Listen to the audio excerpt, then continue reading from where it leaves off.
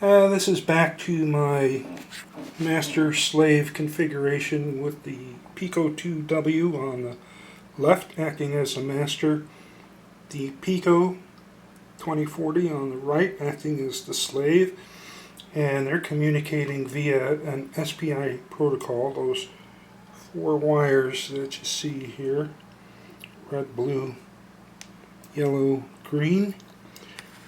And furthermore, they're talking with the ESP32 S3 WROOM with its breakout board. And that communication is done strictly over Wi-Fi, HTTP. The ESP is controlling these LEDs here, 4 LEDs, and the OLED device, which it sends strings to. It's hard to read. It says multitudinous. I just put in whatever word comes to mind. Testing. The different thing here, and I admit it's a bit excessive, but I set up a 555 timer asynchronous mode. Asynchronous vibrator. Asynchronous, and I have configured it to control the duty cycle.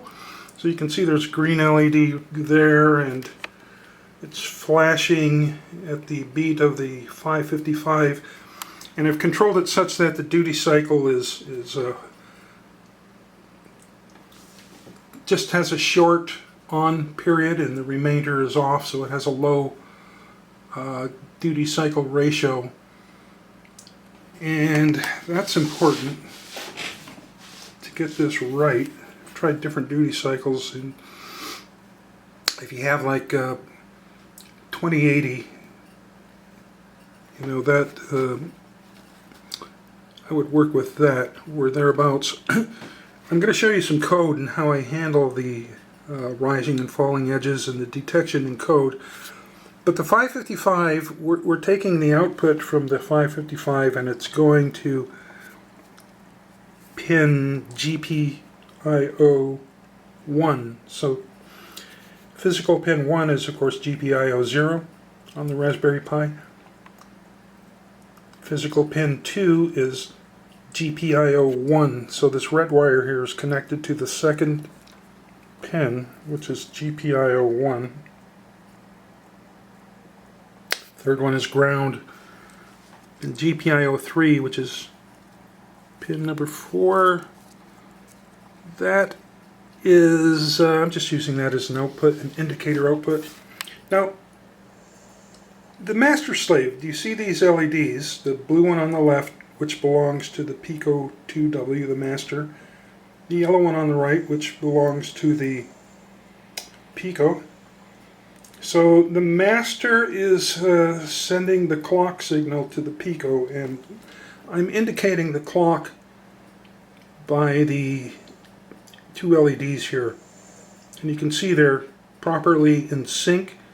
They blink. The flash is quick. In fact, it's 10 milliseconds quick.